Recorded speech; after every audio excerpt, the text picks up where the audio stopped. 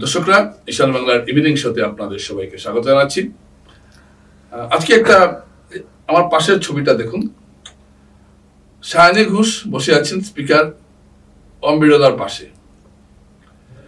এই যে সায়নী ঘোষ বসেছেন এবং তার সঙ্গে তৃণমূল কংগ্রেসের বিক্ষুব্ধ সাংসদরা আছেন, তারা আজকে স্পিকারের সঙ্গে এসে কথা বলেছেন এবং তারা লোকসভায় একটা আলাদা জায়গা চেয়েছেন, ব্লক চেয়েছেন এবং তারা তৃণমূল কংগ্রেসের থেকে তার প্রত্যাগ করে এসছেন।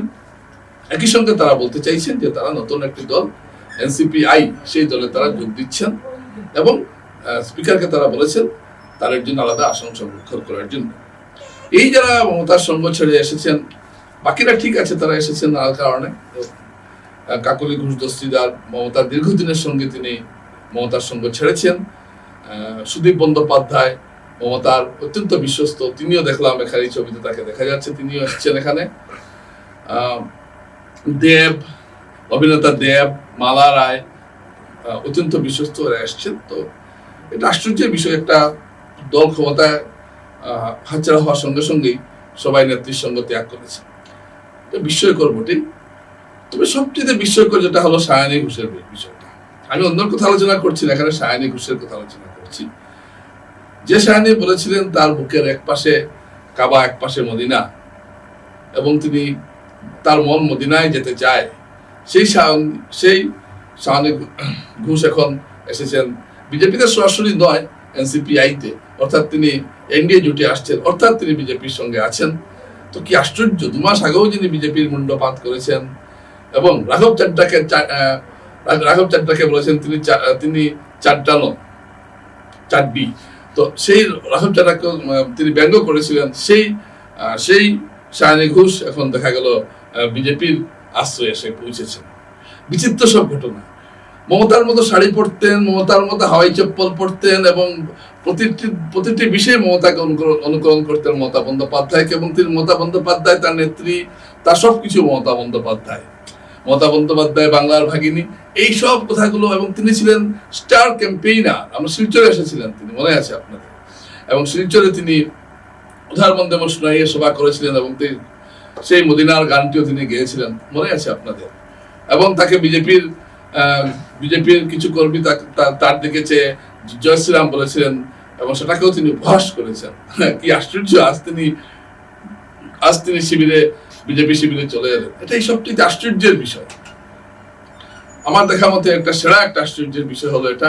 দলত্যাগ প্রচুর হয়েছে ভারতের রাজনীতিতে, আরো হবে, এটা হয়। আয়ারামদের রাজনীতি আমাদের দেশে চলে, কিন্তু সায়নী ঘোষ যেটা করলেন এটা হলো চূড়ান্ত পাল্টি খাওয়া যাকে বলে।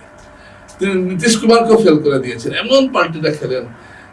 2 দিন আগেও তিনি মমতার সবচেয়ে বেশি ঘনিষ্ঠ, তিনি মমতা তাকে পশ্চিমবঙ্গ তৃণমূলের নেতৃত্বে বসিয়েছিলেন, যুব তৃণমূলের নেতৃত্বে বসিয়েছিলেন। মমতা তাকে একটা ফেস হিসাবে এগিয়ে দিয়েছিলেন, যাদবপুর থেকে সাংসদ করিয়েছিলেন। তবে তার যোগ্যতা আছে, তিনি লোকসভায় ভালো ভাষণ দেন এবং তিনি স্টার ক্যাম্পেইনার হিসাবে বিজেপি এবং মোদী অমিত শাহ যতটা সম্ভব সমালোচনা করতে হয়, যত অভদ্র ভাষায়, যতটুকু নিচু ভাষায় সমালোচনা করতে হয়, প্রধানমন্ত্রী নরেন্দ্র মোদী অমিত শাহ তিনি করেছেন। এবং তিনি মমতার ঘনিষ্ঠ থেকেও যদি কোনো বেশি ঘনিষ্ঠ কিছু থাকে সেটা ছিলেন সেই সায়নী ঘোষ কেন পাল্টি মারলেন, এটা একটা গবেষণা বিষয়বস্তু হয়ে দাঁড়িয়েছে কলকাতার মিডিয়ায় তো বটেই, দিল্লির মিডিয়া তো। কারণ সায়নী ঘোষ এত তুখড় ভাবে তিনি বিরোধিতা করতেন বিজেপির নীতির, বিজেপির সংসদে করতেন, সংসদের বাইরে করতেন, এবং এমন সব কথা বলতেন বিজেপি নেতাদের সম্পর্কে যেটাকে আপনি কোনো অবস্থায় গ্রহণ করতে পারবেন না, এইরকম কথাও তিনি বলতেন। সেই সায়নী এখন বিজেপির দ্বারায়। আজকাল রাজনীতিটা এমন হয়েছে, নীতি বলতে কোনো কিছুই নেই। আমি একটা এই যে বিজেপির যে কর্মীরা, যে তৃণমূলের সাংসদ বিধায়কদের দেখলেই যে ডিম দিয়ে মারছেন, কল্যাণ ব্যানার্জিকে মেরে অমুকে, এবং বলা হচ্ছে এটা জনরুষ।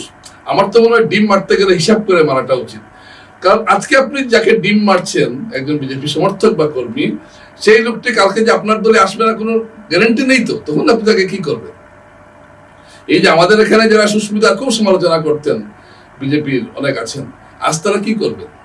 কিছু করার আছে? সুস্মিতাকে মানতে হবে। তো রাজনীতিটা এমন হয়েছে, আমি তো আগেই বলেছি, এখন পুরোপুরি একদলীয় শাসনের দিকে দেশ যাচ্ছে, এটা বলার অপেক্ষা রাখে না। সায়ানি ঘুষও এসেছেন, কিন্তু তবুও আমি সায়ানি ঘুষেরটা আজকে সাথে একটা আলোচনা কেন করছি, এটা আমার কাছে আশ্চর্য ঠেকেছে। হ্যাঁ, মহামূত্র জানি মমতার সঙ্গে ছাড়বেন না, জানা কথা, তবু মহামূত্রকেও একটা সন্দেহ ছিল অনেকের, মহামূত্র হয়তো যেতে পারেন, কিন্তু সায়ানি ঘুষ যে কোনো অবস্থায় মমতার সঙ্গে ছাড়বেন এটা কেউ ভাবেনি। এটা হলো ঘটনা। কিভাবে সায়ানি ঘুষ এলেন এটা আমি পরে আরেকটা এপিসোডে আলোচনা করব।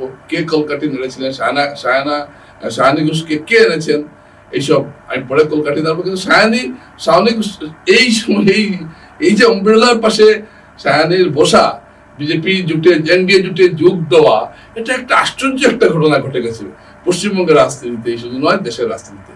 আগামীকাল আপনি আপনার ডান হাত বা হাতকে বিশ্বাস করতে পারবেন, এরকম একটা জায়গা দাঁড়িয়ে গেছে ভারতের রাজনীতিতে। নমস্কার।